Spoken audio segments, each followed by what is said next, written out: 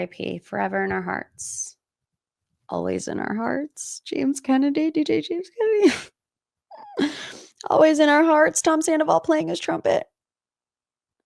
Always in our hearts. Lisa Vanderpump telling Saucy you're not important enough to hate. Always in our hearts. James Kennedy in Lisa Vanderpump's office reenacting Brittany going, why? Forever in our hearts. Look at him. He's a battered wife. Dressed up in drag. It was a good run, you guys. It was a good run.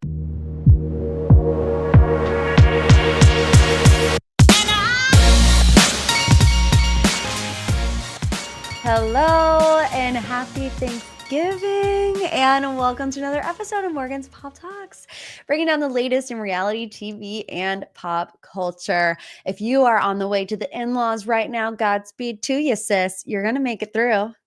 You're going to make it through. You're going to eat a lot of turkey. Then you're going to have a nap because doesn't turkey have, I was going to say a chemical. I don't want to say that there's chemicals in your turkey, but it has some type of thing in it that makes you fall asleep. I don't know. I should probably chat GPT that before I, spill it to all of you. But, the conversation was had over the past couple of days of whether or not we would do a MPT episode on Thanksgiving, because I know you guys are busy, booked and busy getting the stuffing ready.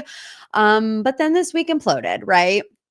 This week imploded. And if you're driving, I know a lot of people will be driving within the next couple of days. So you can use this to pass the time. If you're with your husband and he's like elbowing you, can you please turn this off in the car? I'd rather listen to Theo Von. Tell him to shut it and let you live your best life.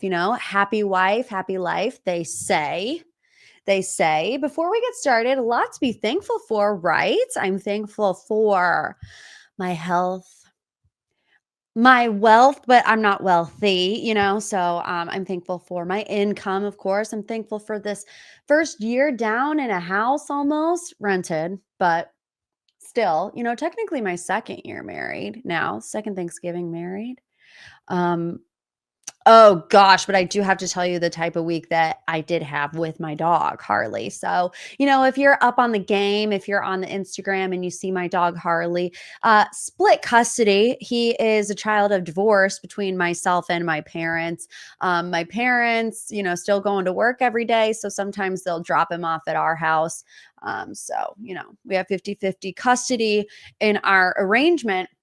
And so Harley was over here on Tuesday and we kept running into this incident. And to be quite honest, there's really no other way to say it. My dog was having a sharding problem. And that's the only way that I can put it, because that's exactly what it was. I don't know what was happening with my dog. David did feed him some meatballs that I had made over the weekend for a Friendsgiving. So maybe that happened. But we were in it. We were in it thick and deep. And, I realized the amount of love I had for my dog when I was willingly wiping my dog's butt. There's no other way to say it. I know, I'm sorry, you're on your way to eat a big meal and I'm just putting these types of images in your head, but that's the kind of week that we had. And, David and I were talking after we gave him a bath and did all the things. And we were like, wow, we must love that dog, because we just spent 2 hours wiping my dog's butt, you guys. And the thing that was crazy about it is that it happened not once, but twice. And that's how we knew something is wrong here, because it happened once and I was like, that's weird. He didn't go outside and then randomly there it is. And then it happened again. And I was like, I've never known a dog to shart, for lack of better terms, but there it was. So that's been my week.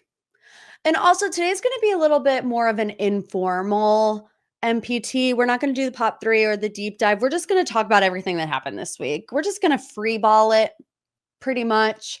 We're going to phone it in, although it's not a phone it in because I did write notes, me, type A when it comes to the podcast. But you know how it is. You guys worked this week, right? Tuesday, Wednesday, you're phoning it in, but you still have stuff to do. So let's start with the Vanderpump Rules bombshell that ding dong, the original cast is dead.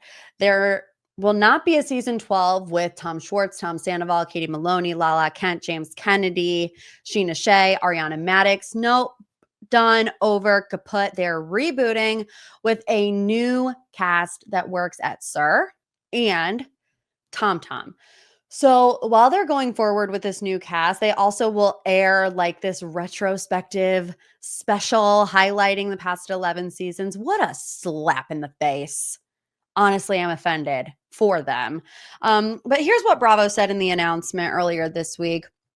Season 12 will be a new batch of close-knit servers who are as complicatedly involved with one another as their iconic predecessors. Lie. I feel like that's a lie. And then it says, under Lisa Vanderpump's watchful eye, which also gives like, what's the TV show with June? You know, my girl June. Handmaid's Tale. There we go.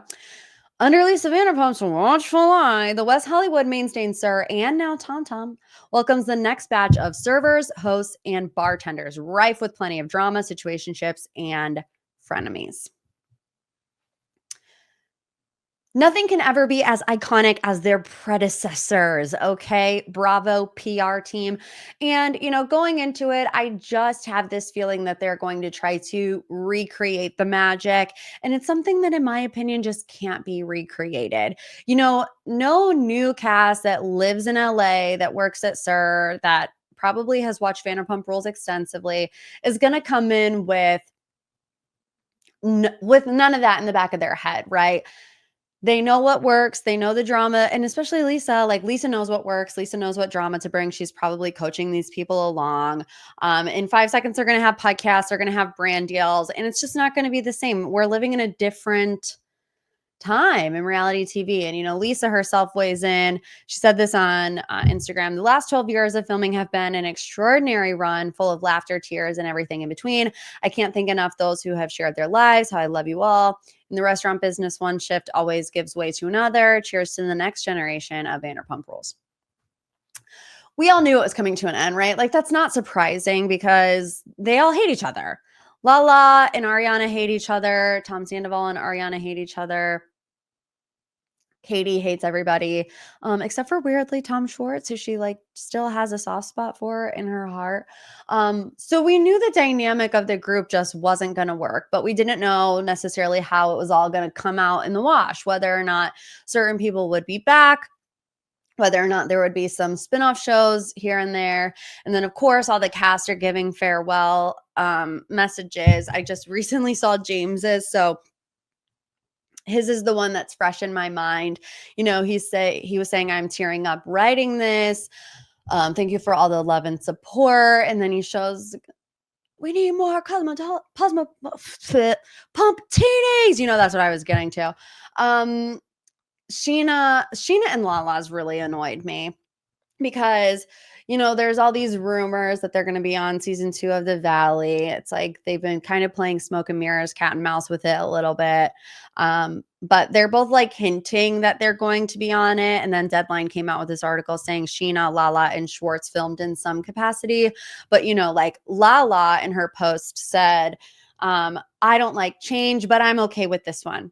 And my alarm bells immediately started ringing when she said that, because I was like, how do you go from the finale and the reunion of literally a bulldog, you know, barking at Ariana for taking food off the table, you know, and taking income off of her books that she uses to feed her children, to I'm okay with this change. No, it doesn't happen unless something else is in the works.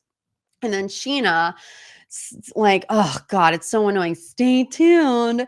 The rest is still unwritten. Like, shut up. I just cannot believe that out of the whole entire cast, you pick Sheena and Lala to go on another show. Like, in my opinion, the least liked cast members of the bunch right now. I don't like historically hate Sheena and historically hate Lala, right? I actually really liked Lala until this past season. I do think that they make for good reality TV, but I also think they showed their true colors this season on Vanderpump Rules when they were really self-producing a lot of things. And that makes me not trust that they're living authentic lives, right? So, what difference does it make if they're doing that on Vanderpump Rules or on The Valley? I don't like the reboot idea because I think that as iconic as Vanderpump Rules has been for 11 seasons, I think that they deserve to be the Pump Rules cast and not have like a Vanderpump Rules 2.0. I feel like what they gave us was so magical and elite. Honestly, I think it's like the most elite reality TV show of all time that it's almost like, I mean, this is going to sound so ridiculous, but it's almost like offensive, that they're like, oh, yeah, let's just bring these new kids in. It'll be just as good. It's still under the guise of Vanderpump Rules. And quite honestly, we've been talking about this for a long time. Before Scandoval happened, we kind of knew that the end was near, and we talked about potentially them having a spinoff at TomTom and kind of shifting a little bit to where the Toms would kind of take over as the Lisa type, but Lisa would still be involved, obviously, because she owns TomTom, and then have it trickle down from there. But what this tells me that it's just a rebooted Vanderpump Rules and it's keeping the same name is that it's a Lisa ego situation. That Lisa Vanderpump doesn't want to give up her namesake Vanderpump Rules show because it's her bread and butter, And I said that on my Instagram this week, and I found it interesting that Katie Maloney liked it, and so did Katie Maloney's mother.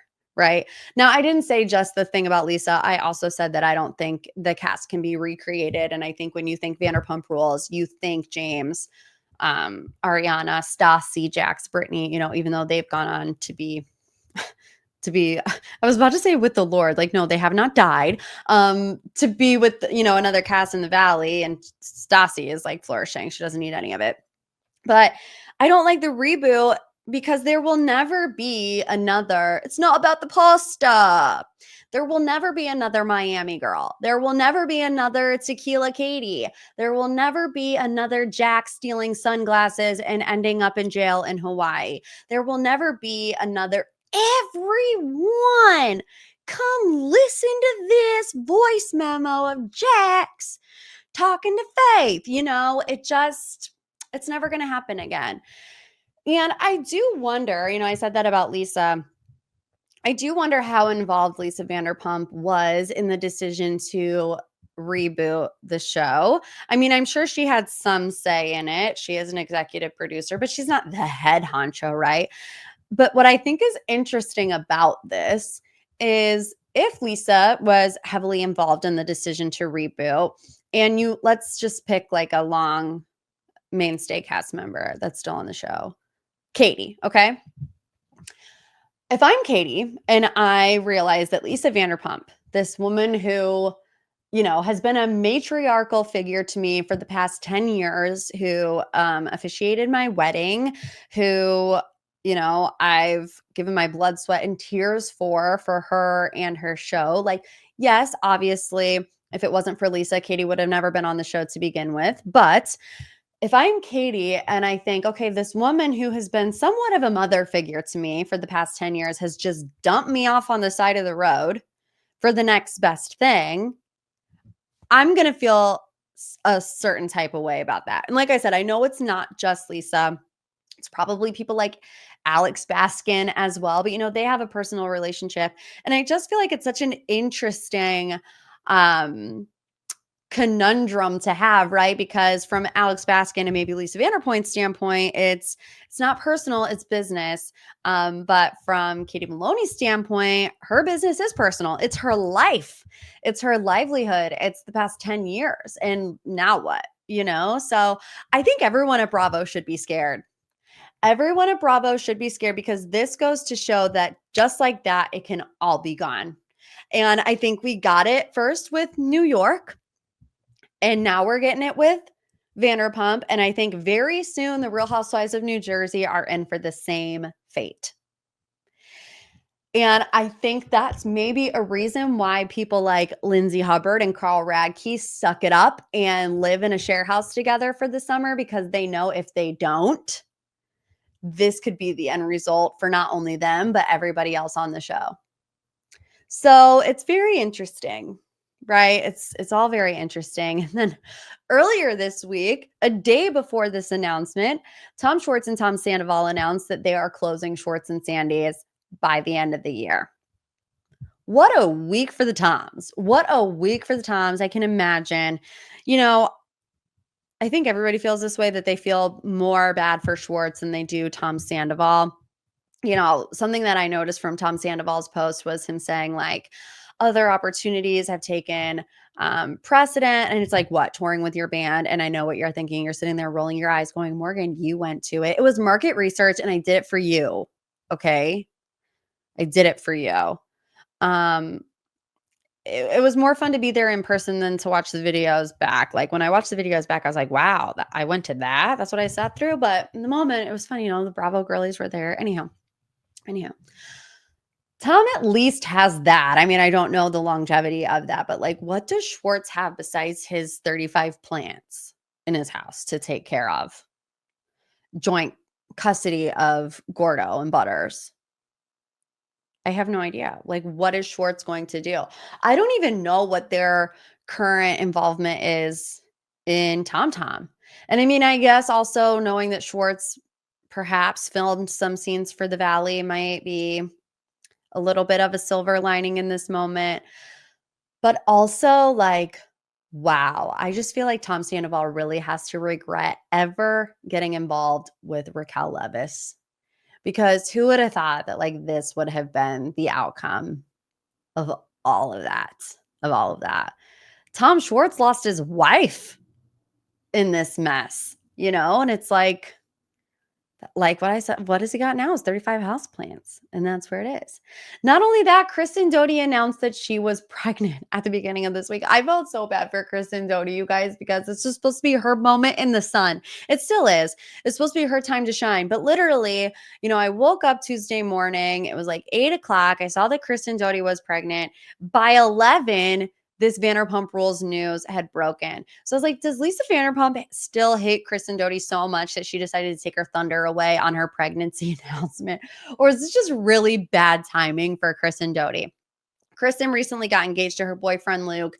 They are on the Valley, so hopefully we'll see this kind of play out. They're not filming right now, but I believe they did film the engagement on camera. But I've also seen some things online of people saying, like, you know, Tom Sandoval got fired, lost his business, and Kristen Doty is pregnant, engaged, and still filming her reality show. So she's like, you know, the one with the upper hand at this particular moment in time.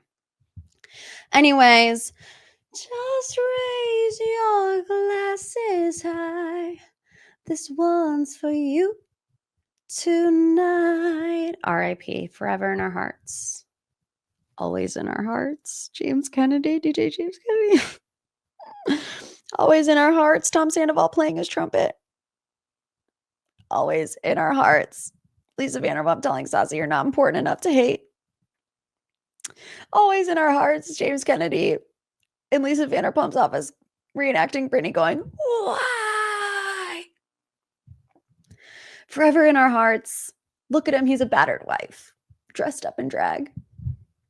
It was a good run, you guys. It was a good run. Let's move on. MomTok is on fire.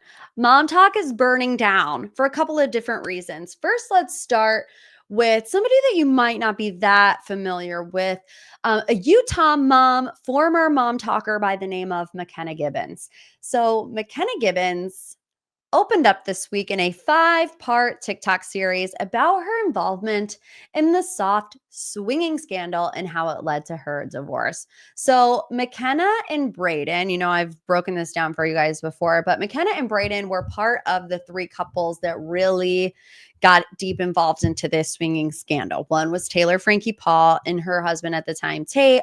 Another was a girl named Miranda McWhirter, who has been seen filming for Secret Lives of Mormon Wives season 2.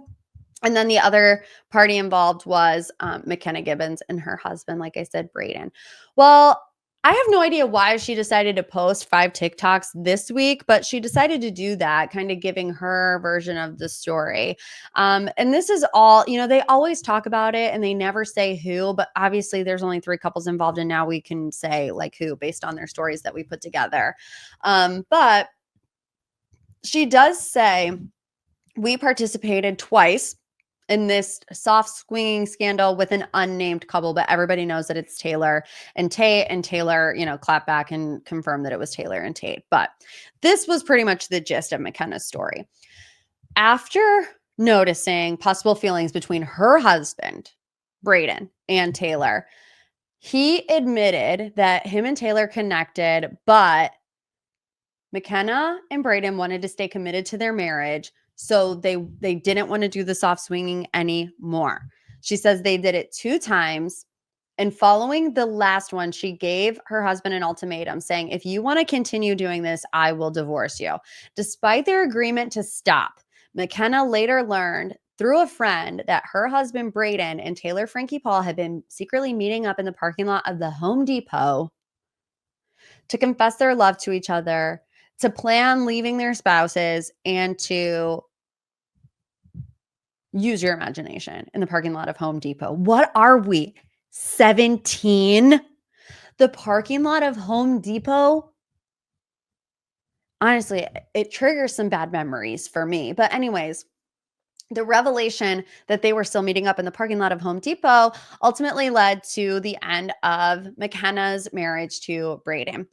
So Taylor responds, she clapped back instantly saying, you never asked to stop. She was one of the instigators and sent her husband to get me. She also shared receipts to back up her side of the story, which included a video of McKenna and Taylor kissing, and then also screenshots from Tate's phone of the ex-husband messaging like, hey, let's do this, whatever, or of kind of text messaging saying, hey, let's go. And Taylor said this in the comments or in the caption. Well, she deserves an acting award. The amount of times she wanted to play. Okay, so that's number 1. Number 2, this came after a particularly dramatic weekend for MomTok. Taylor Frankie Paul presented an award at the CMAs, and she posted this on her Instagram story saying, so awkward that none of the MomTok girlies, I'm paraphrasing, none of the MomTok girlies commented on my CMA post. Awkward. Well, that riled them all up. Jessie in particular. Jessie went in the comment section and she was like, Taylor, shut up. And she didn't say this, I'm paraphrasing, but she's like, Taylor, shut up. I texted you. I reposted the CMAs. I reposted your TikTok. I gave you free extensions. I did your mom's hair for free. I called you, all these things. She's like, I didn't comment on your post because I'm on my family vacation. Get a grip. And everybody else was kind of following suit. What's the one? Michaela was like, please don't kick me out of MomTok, and they're all posting these TikToks together, talking about how Taylor's the queen bee and like, oh, we must bow down to Queen Taylor and whatever. I don't know these people. I don't know that I would ever be friends with any of these people. I'm terrified of Taylor Frankie Paul. That's my hot take. Like, I am scared of that woman because she's not afraid to put it all out there, to put it all on blast. I was sitting there thinking, like, I could never do what she did, specifically with the McKenna situation, because, like, I know it sounds so corny, but like there are kids involved. Like someone's children is going to see this one day. Your children are going to see this one day, but nope, doesn't care. Just right. And I'm not saying that to call her a bad mother. Okay. I'm not saying that, but I'm just saying it's an interesting choice. Like that you don't, it's almost like she doesn't think about the repercussions of her actions, or she doesn't care what they are. She just lives her life as being this open book. And that means that she can do and say whatever she wants and potentially ruins people's lives. Now, also, Taylor in this instance with McKenna is responding to something that she said. So it's like, don't poke the bear. But at the same time, watching all of this unfold, I'm just like, I would be so afraid to be friends with Taylor Frankie Paul, knowing that at any moment, every single skeleton that I had in my closet would be aired out if she felt like I didn't comment enough on her posts. It's kind of wild. People are saying they think that the MomTok drama, specifically with the CMAs, was contrived storylines for season 2. I forget who it was. It might have been Taylor herself, but said we're not allowed to talk about storylines publicly. It's like part of our contract not to do that. So that's not true. It's just really how I felt, and I'm really stirring up this drama. But I also think that Taylor wants to be a reality star, and she'll do that by any means necessary. You know what it's giving? It's giving Kim Kardashian. It's giving Kim Kardashian level of wanting to be famous. Ooh, that's a hot take. Okay, we'll leave it there. Last but not least, in today's hodgepodge, in today's phone it in, let's talk about Dancing with the Stars. Joey, Graziadei, and Jenna Johnson have won the Len Goodman Mirrorball Trophy. Woo! We all made it through the 3-hour finale with 5 couples. It was Danny and Whitney, Joey and Jenna, Steven and Riley, Alona and Alan, and Chandler and Brandon. Joey was my favorite to win it. Like, I hate to say it, but it is very much so a popularity contest as much as it is a dance competition. And Joey has the charm, and he was good. I think that, when you look back, and I could be biased because I love Joey from the beginning, but I feel like Joey had the most memorable dances. The one that he did on Metal Hair Night, the ventriloquist dance was my favorite of the whole season. The Tarzan dance, there are multiple dances of Joey's that I vividly remember where I don't feel the same way about Alona. Like, I know she had some standout moments, which the femininomenon, that was her standout moment. I loved that freestyle. It was such a moment. Honestly, it was like a cultural moment. You know what I mean? Because she is really iconic and really is a great voice for women, and being strong and also standing in your femininity. And I really just love that. I felt like that was her best performance. I'm glad she got to end on that note. But she didn't have a lot of those type of moments throughout the entirety of the season, but people love her. She's super funny. She's got a big personality. Who had the best freestyle? I think it was Steven. Wow. Steven made me cry on that pommel horse twice in 1 year. He made me cry at the Olympics this summer, and then he made me cry in the Dancing with the Stars finale on that pommel horse. The way him and Riley weaved on top and below and around that pommel horse together was so beautiful. And I also feel like I know I was such a hater on the 5, final couples making it to the finale.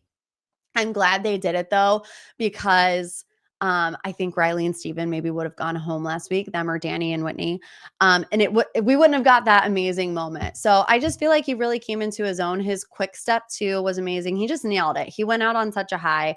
So I'm super, super proud of them for that. So I thought Steven's was the best. Alona's was the second best. And then Chandler with a very important moment. I loved how, obviously they didn't get this effect live in the ballroom, but I loved that it started in black and white and then changed to color. And I know people are really surprised that Chandler got 3rd. She was by far the best dancer. I don't think anybody is arguing that fact. But I think we learned a long time ago that it's not just a dance competition. When you have these big personalities, Alona has the biggest personality on the show ever. And she has such a strong fan base, and she has such a strong message that people really resonated with and really connected with. So going into it, I could really see it going any which way besides Danny. I knew Danny wasn't going to win. I think too, like in the finale, his dances were fine, but when you compared them to everybody else, you could just tell that the technicality of it was not there. Like, he just was not on the same level as Chandler or, even even Steven. Even Steven. Do you guys remember? Okay, anyways. But yeah, so people are like, Chandler was robbed. And like, from a dancing standpoint, yeah, maybe she was. But like I said, it's more of a personality contest than anything.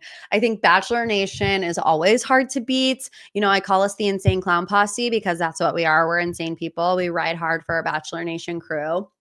And Joey has been one of the most beloved bachelors, like within the past 10 years, honestly. So from the beginning, he was going to be hard to beat. I just loved how he really got into character every single time, and really gave it his all. But, like Carrie Ann said, I think Chandler has a lot to be proud of. She should be proud of every single thing that she did. And, I don't necessarily love the argument that people make about, well, she is a trained dancer. And it's like, yes, she does have dance training, but like, you can't cherry pick who you use that critique for, right? Because one of the D'Amelio girls, who was it? Charlie D'Amelio won, and she had dance training. So, it's not one size, or I don't know. You get what I'm saying. Anyways, the rumored couples were out there, Jen and Sasha, and then Gleb and Brooks. And I have to be honest, you guys know, I've been a little bit of a hater when it comes to Jen and Sasha. Everybody's been a hater when it comes to Gleb and Brooks. But I figured out what it is about Jen and Sasha that annoy me. And it's just that it feels very like juvenile, doesn't it? Like them posting all of these TikTok together, but then whenever they're asked anything, they're like playing coy. Just answer the question. Like I saw this interview they did after the show about their relationship status, and Sasha was like, well, the show just ended, so now we have to figure it out. It's like, no, Jen went home 3 weeks ago. The show's been ended for her. She's been crashing at your place. You guys are not just now figuring things out.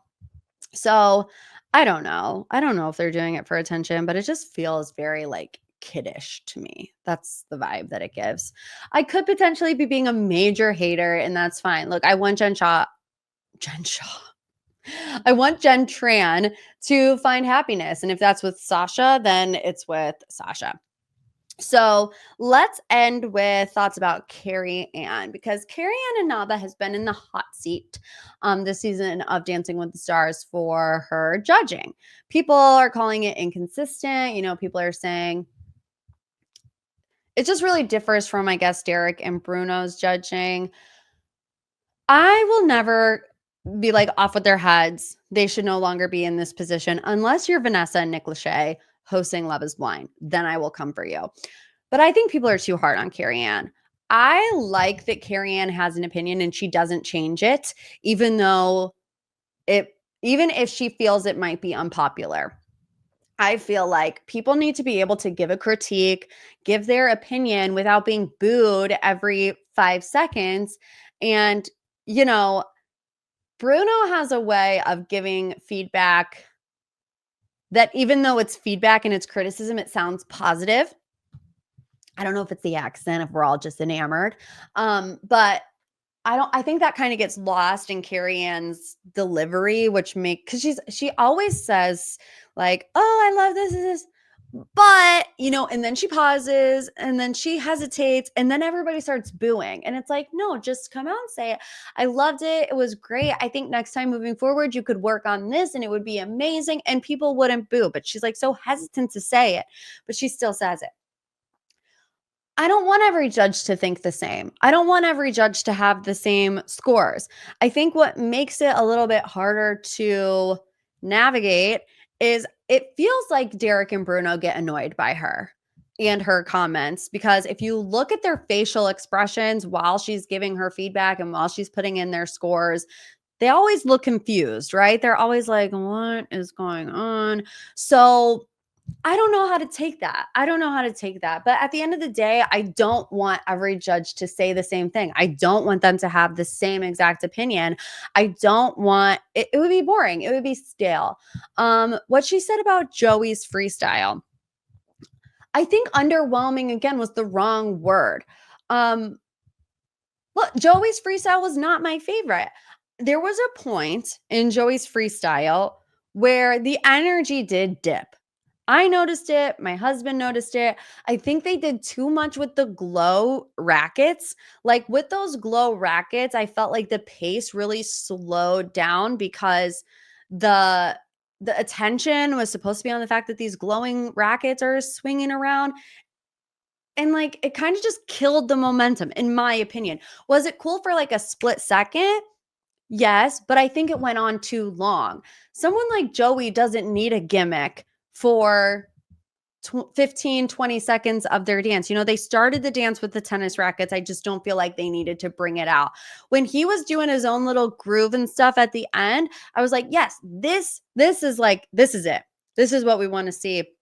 However, I do think that the creativity was there from Jenna. Like, that's a super creative way to approach a dance.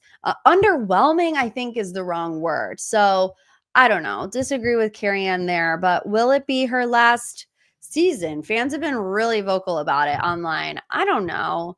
I was gonna say I hope not, but I don't really care. Like, I'm not all that invested as at Carrie Ann specifically being a judge. I have seen a lot of people kind of rallying for Mark Ballas, which him and Derek's Argentine tango was so cool to watch. But I don't think that they would do 3 male judges. So maybe they add a 4th judge, keep Carrie Ann, or maybe replace her with like a Sharna or a Lindsay Arnold or something like that. I don't know. But don't be mean to Carrie Ann, okay? She's just out here being a judge. I feel bad for her. I do. I don't know why. I don't know her. I'll never meet her, but I do feel bad for her. All right, guys, our hodgepodge is over. Turkey's coming out of the oven. We are good as gold. I'm sorry. It's just in me. It's in me, and it's not going to come out until probably like a year, until I'm over the fact that Vanderpump Rules has pretty much been canceled. I hope you have a fantastic Thanksgiving. If you're on the Patreon, Bravo Friday, Survivor Thursday, Bachelor Tuesday, all the things, make sure you're subscribed. The link is in the show notes below. Be there or be square. And have a great weekend, okay? Put those Christmas lights up. I'm getting my husband up on the roof. Pray to God nothing goes wrong with David being on the roof. I'm a little apprehensive about that at the moment, but we're going to be good. We're going to be good. I almost said good as gold again, so that means I need to leave. Okay? Love you like a sis. See you later.